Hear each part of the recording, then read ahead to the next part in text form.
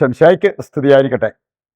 ആത്മീയഭോജ്യത്തിൽ നാം ഇന്ന് വിചിന്തനം ചെയ്യുന്നത് സുഹൃതമില്ലാത്ത വിശ്വാസം വികൃതമാണ്.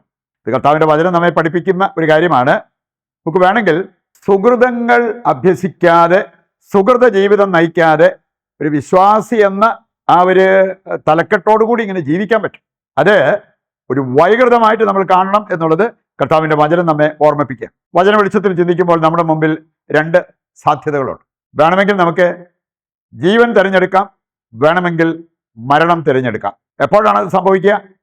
നന്മ തിരഞ്ഞെടുക്കുന്നവർ ജീവൻ തിരഞ്ഞെടുക്കുന്നു, തിന്മ തിരഞ്ഞെടുക്കുന്നവർ മരണം തിരഞ്ഞെടുക്കുന്നു. രണ്ടിനും സാധ്യത നമ്മുടെ മുമ്പിലുണ്ട് എന്നുള്ളത് ഈ വചനഭാഗം നിയമാവർത്തനം 30:15 വായിക്കുമ്പോൾ നമ്മൾ കാണുന്ന ഒരു കാര്യമാണ്. വചന വെളിച്ചത്തിൽ നമുക്ക് പഠിക്കാവുന്ന മറ്റൊരു കാര്യമുണ്ട്. രൂപരഹിതമായതിന് രൂപം നൽകാൻ പറ്റും. ദൈവത്തിൻ്റെ ചൈതന്യത്തിന് ഈ രൂപം നൽകാൻ പറ്റും.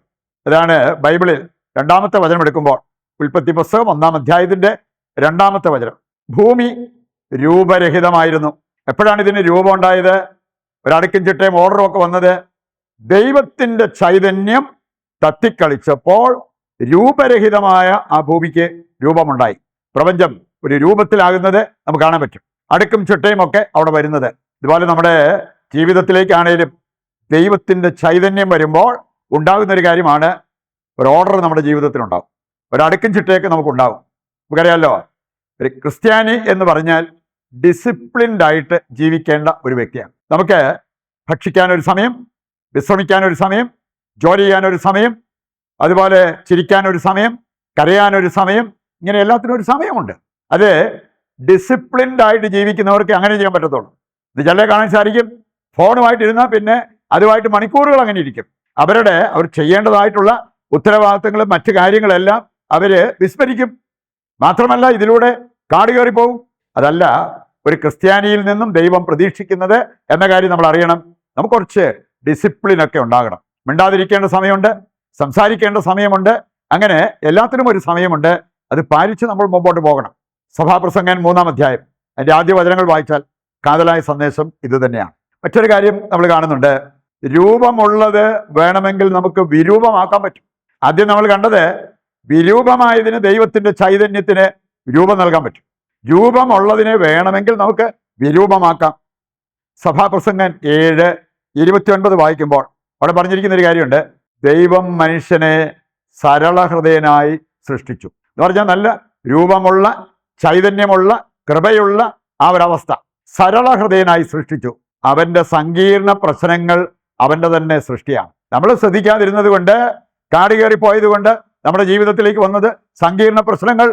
അതിന് ദൈവമല്ല ഉത്തരവാദി. കാണാൻ സാധിക്കും, ചിലര് തമാശന് തുടങ്ങിയതാണ് ഡ്രഗ്സിൻ്റെയൊക്കെ ഉപയോഗം. ഇന്നിപ്പോൾ അതിൻ്റെ അടിമയായി മാറി.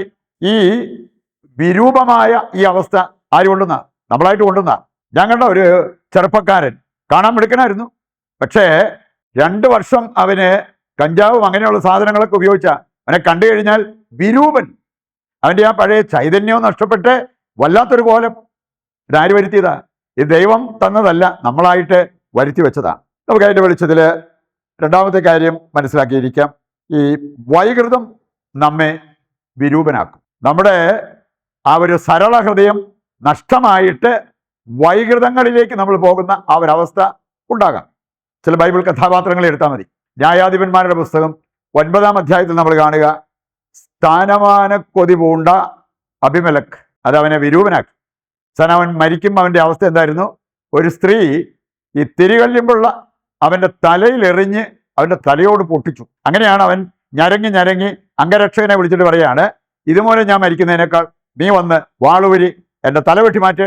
എന്നൊക്കെ അവൻ്റെ ആ സ്ഥാനമാന കൊതി അവനെ എവിടെ കൊണ്ട് എത്തിച്ചു. 2 മക്കബായർ 9-ാം അധ്യായത്തിൽ നമ്മൾ കാണുന്നുണ്ട് പ്രതികാരദാഹിയായ അന്ത്യോക്കസ്. ഇനി അങ്ങനെ ആ പ്രതികാരദാഹം അവനെ നയിച്ചത് കൊണ്ട് എന്തായി അവസാനം? ജീവിച്ചിരിക്കെ അവൻ പുഴുവരിക്കാൻ തുടങ്ങി. ജീവിച്ചിരിക്കെ, സാധാരണ മരിച്ചു കഴിഞ്ഞ് മണ്ണി വെച്ച് കഴിഞ്ഞാണ് പുഴുവരിക്കേണ്ടത്. ജീവിച്ചിരിക്കെ അവൻ പുഴുവരിക്കാൻ തുടങ്ങി. ദാനിയേൽ 13-ാം അധ്യായം അവിടെ നമ്മൾ കാണുന്നുണ്ട് ജഡമോഹം മഥിച്ച 2 ശ്രേഷ്ഠന്മാർ. ഒട്ടഹസിക്കുകയും അവര് സൂസന്നായിക്കെതിരെ കള്ളസാക്ഷ്യം പറയുകയും ചെയ്തു. അവസാനം അവർക്ക് എന്ത് പറ്റി? അവര് മരണം ഏറ്റെടുക്കേണ്ടി വരുന്ന ആ ഒരു രംഗം ഈ അധ്യായത്തിൽ നമ്മൾ കാണുന്നുണ്ട്.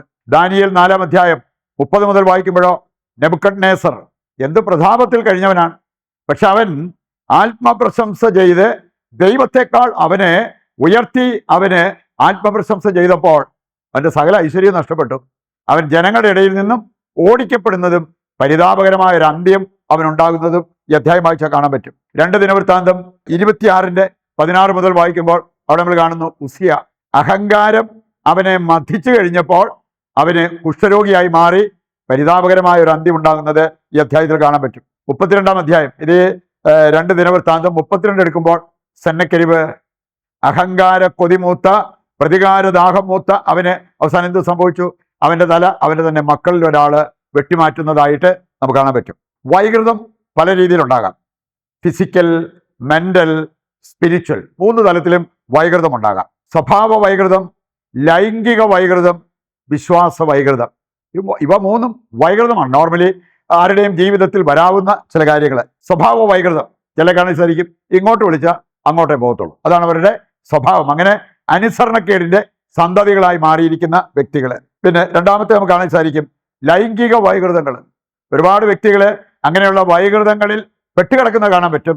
നോർമൽ സെക്സ് ഇഷ്ടമില്ലാത്തവര്, അതുപോലെ അവരുടേതായ ചില വൈകൃതങ്ങൾ അവരുടെ സ്വഭാവത്തിൽ ജീവിതത്തിൽ എടുത്തു കാണിക്കുന്ന ചില സംഭവങ്ങൾ നമുക്ക് കാണാൻ പറ്റും. ചിലർക്ക് ദാമ്പത്യധർമ്മം പുലർത്തി അതിലൂടെ ഒരു ലൈംഗിക സുഖാസ്വാദനത്തെക്കാൾ മറ്റാരെങ്കിലൊക്കെ ഇങ്ങനെയുള്ള കാര്യങ്ങളിൽ ഏർപ്പെടുന്നത് പാത്തിരുന്ന് കാണുന്നതാണ് അവർക്ക് സന്തോഷം.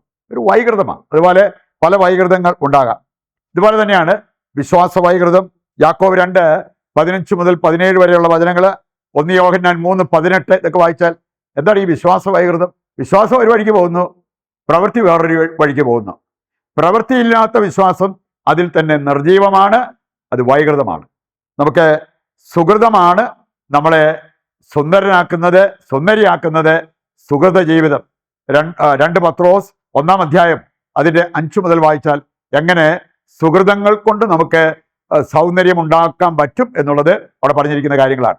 ഹൃദയത്തിലേക്ക് ഏറ്റെടുത്ത് അതനുസരിച്ച് നമ്മുടെ ജീവിതം ക്രമീകരിക്കുവാൻ വേണ്ട ഒരു തീരുമാനമെടുത്ത് അതിനുവേണ്ട കൃപയ്ക്കായി ദൈവത്തോട് പ്രാർത്ഥിക്കാം. ദൈവത്തിൻ്റെ വചനം ശ്രവിച്ച നമുക്ക് ആ വചന നിറവിൽ നമ്മുടെ എല്ലാ ആവശ്യങ്ങളെയും ഇതിൻ്റെ എല്ലാ പ്രാർത്ഥനാ നിയോഗങ്ങളെയും കർത്താവിൻ്റെ കരങ്ങളിൽ സമർപ്പിച്ച് ദിവ്യകാരുണ്യത്തിൻ്റെ ആശീർവാദം നമുക്ക് സ്വീകരിക്കാം. യേശുവേ നന്ദി, യേശുവേ സ്തുതി, ഹല്ലേലൂയ, യേശുവേ ആരാധന, യേശുവേ നന്ദി.